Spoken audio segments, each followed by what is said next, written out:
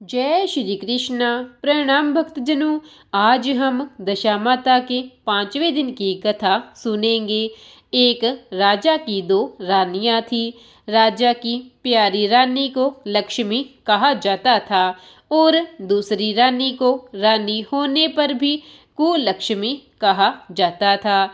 एक दिन लक्ष्मी रानी क्रोध होकर लकड़ी का पट्टा लेकर मलिन कपड़े पहनकर कोप भवन में जा लेटी। राजा ने लक्ष्मी से पूछा कि तुम कोप भवन में क्यों पड़ी हो? तुम क्या चाहती हो? रानी बोली, कुलक्ष्मी को देश निकाला दे दिया जाए। कुलक्ष्मी रानी थी, इसलिए उसे निकाल देने से राजा की बदनामी होने का डर था। इसलिए रानी को पीहर छोड़कर आने की बात सोची गई। राजा ने पटरानी को एक रथ में सवार कराया और स्वयं घोड़े पर चढ़कर रथ के साथ चलने लगा। एक बीहड़ जंगल में पहुंचकर राजा ने रथ को रुकवाया। पालकी ढोने वाले को वहां से हट जाने को कहा गया। राजा रानी को उस जंगल में छोड़कर घोड़े पर सवार होकर अपने महल में आ गया। कुलक्ष्मी को बाट जोहते हुए सारी रात बीत गई। रानी को प्यास लगी। वह रथ से उतरकर पानी की तलाश में चल दी। रानी ने आसपास पानी खोजा, परंतु उसे कोई जलाशय नहीं दिखाई दिया। रानी ने एक सारस के जोड़े को एक तरफ जाते देखा।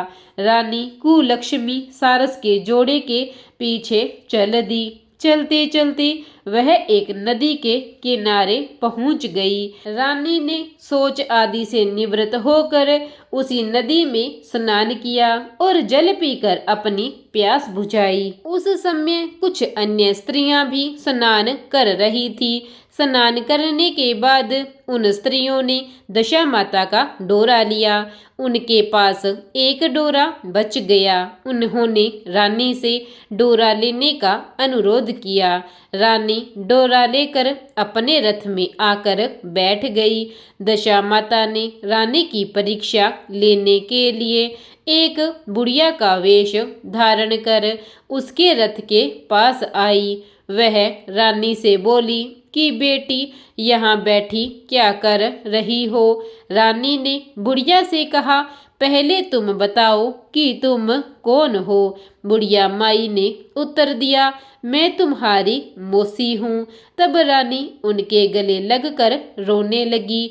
उसने अपनी विपदा भरी सारी कहानी बुढ़िया माई को बता दी। अंत में रानी ने बुढ़िया माई से कहा कि अब मुझे केवल तुम्हारा ही सहारा है, मेरी रक्षा करो। दशा माता की कृपा से उसी जगह माया का शहर बस गया और उसके भाई भाभी आदि सारा मायका वहां प्रकट हो गया। रानी ने अपने पीहर के साथ मिलकर 9 दिन दशा माता की कथा कहानियां सुनाई और 10वें दिन डोरे की पूजा होनी थी। उस दिन सवेरे उठकर दशा माता ने रानी से कहा, नदी में स्नान कर आओ, वहां तुमको स्वर्ण कलश मिलेगा, तुम उसे ले लेना और जो डोली तुम्हें लेने आए उसमें बैठ जाना। किसी से यह मत पूछना कि यह डोली किसकी है। रानी ने नदी में स्नान किया। वह स्नान करके बाहर निकल आई तो उसे 2 स्वर्ण के कलश नदी के किनारे रखे मिले। उन्हीं के पास रेशम के वस्त्र रखे थे। उन वस्त्रों को रानी ने पहन लिया। वह चलने को तैयार हो गई तो उसे डोली आती दिखाई दी। वह डोली में बैठ गई और अपने घर पहुंच गई। घर पहुंचकर उसने माया के परिवार की सब महिलाओं के सहित दशा माता के डोरे की पूजा की, सुहागिनों को भोजन कराया। इसके बाद उसने पारण किया। अब रानी अपने पीहर में आदरपूर्वक सबके साथ मिलकर रहने लगी। इधर कुछ समय बाद रानी को रानी कुलक्ष्मी का ध्यान आया, तो उसने राजा के साथ विचार किया कि जिस दिन से मैं रानी को जंगल में छोड़कर आया हूँ, तब से उनका कोई समाचार नहीं मिला। चलकर देखना चाहिए कि रानी कुलक्ष्मी का क्या हाल है। मंत्रियों ने राजा को समझाया कि अब रानी से मिलना आपके लिए ठीक नहीं होगा, परंतु राजा ने मंत्रियों की बात पर कोई ध्यान नहीं दिया। वह घोड़े पर सवार होकर उसी स्थान पर पहुंचा जहां पर रानी को छोड़कर आया था। राजा को ये देखकर बड़ा आश्चर्य हुआ कि यहाँ पर तो संघन वन था, परंतु अब यहाँ रमणीक बस्ती बसी हुई है। राजा ने लोगों से पूछा, यह कौन सी नगरी है? तो लोगों ने उसे बताया कि यह कुलक्ष्मी का नगर है। अब तो राजा के आश्चर्य का ठिकाना ना रहा। वह बार बार सोच रहा था कि क्या यह नगर मेरी पटरानी कुलक्ष्मी द्वारा बसाया गया है। राजा ने कुलक्ष्मी के महल के पास जाकर सूचना भिजवाई कि उनसे अमुक देश के राजा मिलना चाहते हैं। रानी ने राजा को पहचान कर मिलने से मना कर दिया, परंतु मौसी ने उसे समझाया कि हिंदुओं में तो पति परमेश्वर माना जाता है। तुम्हें यही उचित है कि तुम यथाशक्ति उनका आदर सत्कार करो।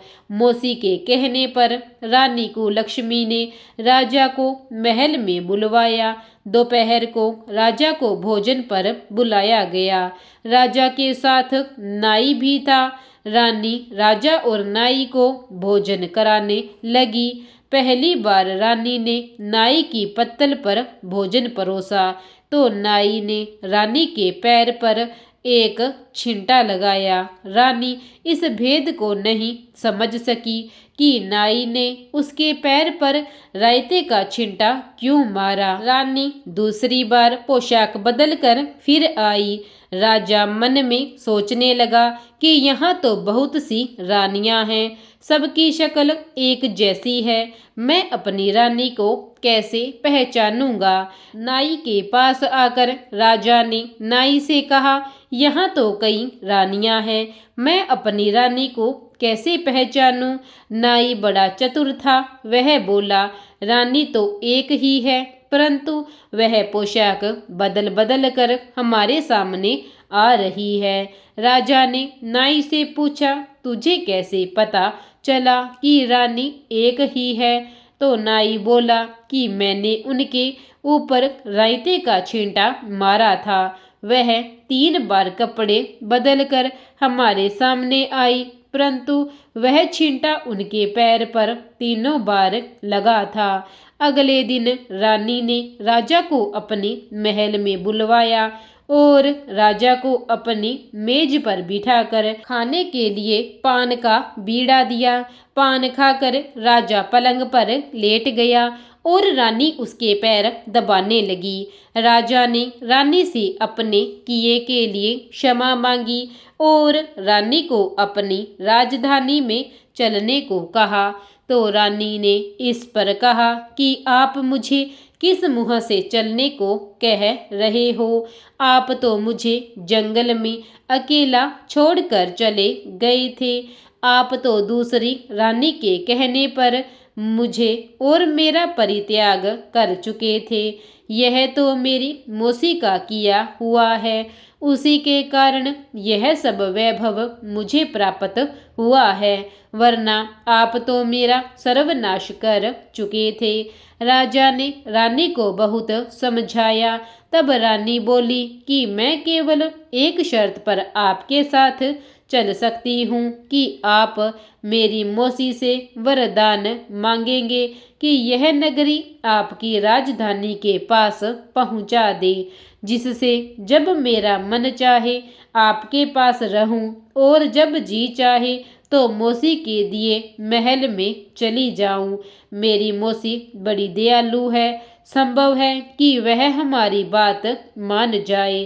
राजा ने दशा माता मौसी से प्रार्थना की तो इस पर मौसी ने राजा की बात मानकर दोनों शहरों को पास पास स्थापित कर दिया, मानो एक दूसरे के ही भाग हो। राजा ने दशा माता की कृपा का फल जानकर शहर में ढिंढोरा पिटवाया कि उसकी प्रजा दशा माता की पूजा किया करे। भगवती दशा माता ने जिस प्रकार कुलक्ष्मी पर दया करी, वैसे ही दया सब जनों पर करे। प्रेम से बोलिए दशा माता की जय। प्रिय भक्तजनों, अगर आपको कथा अच्छी लगी हो तो कथा को लाइक और चैनल को सब्सक्राइब जरूर करें। धन्यवाद।